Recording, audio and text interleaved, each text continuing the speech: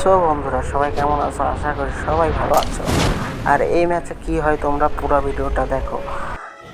আমি মরে যাওয়ার পরে আমার টিমমেট রিভাইভ করার পরে আমি মিলের দিকে যাওয়ার পরে ব্যান্ডিং মেশিন দেখতে পাই।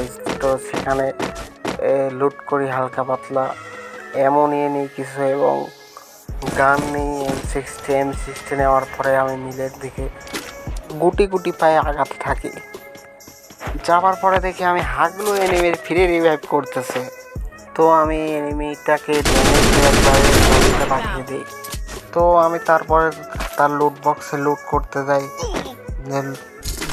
লুট করতে করতে আমার এখানে পরিপূর্ণ লুট হয়ে যায়। লুট করতে করতে আমার অন্যদিকে কোনো খেয়ালই ছিল না, কিন্তু হঠাৎ করে একটা এনিমি কই থেকে এসে আমাকে মেরে দেয়, মেরে একবারে ক্লিয়ার করে দেয়। ক্লিয়ার করার সঙ্গে সঙ্গে আমার টিমমেট আমাকে রিভাইভ দেয় এবং বলে যে সেফ জোনে নামতে। তো আমি দেখতে পাই যে ফ্রিজে সেফ জোন পড়ছে। তো আমি সেখানে ল্যান্ডিং করার সময় দেখি যে ফ্রিজে সেই আকারে ফাইট চলতেছে। তো ফাইটে দেখি যে এনিমিটাকে নক করে দেয়। তো আমি ফ্রি কিল পেয়ে যাই। তারপর আমি এখান থেকে লুট করে সেই আকারে একটা লুট হয়। তো আমার পাশে আমার টিমমেট ফ্রিজের নিচে ফাইট করতেছিল অ্যান্ড আমি দেখতে পাই আমার টিমমেটকে মেরে শালা ক্লিয়ার করে দিয়েছে। আমি তাদের তো আরেকটা বেঁচে ছিল, তাকে রিভাইভ করে এনিমি, কিন্তু তারপর পুরো স্কোর শেষ হয়ে যায়। আর মাত্র 6টা এনিমি এলাইট থাকে।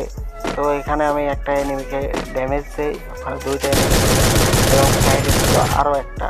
তো এখানে আমি ড্যামেজ দেওয়ার চেষ্টা করি, কিন্তু এনিমি ঘরের ভিতর ছিল।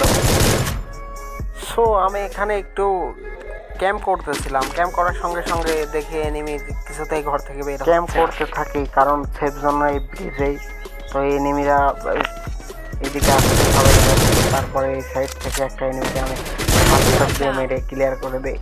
তো আরও 2টা এনিমি বেঁচে ছিল। তো 2টাই এই গাছের কাছে। তো আমি ড্যামেজ দিয়ে একটা নক হয়ে যায়। তো আরেকটা তাকে কুলু মেরে রিভাইভ করে। তো আমি আমার ড্যামেজ দেওয়ার চেষ্টা করি, কিন্তু আমি বারবার ড্যামেজ দিচ্ছি, কিন্তু তার এনিমির টিমমেট বারবার এবং আমার M14 গানের এমন শেষ হয়ে যায় এবং ক্লিয়ার হয়ে যায়।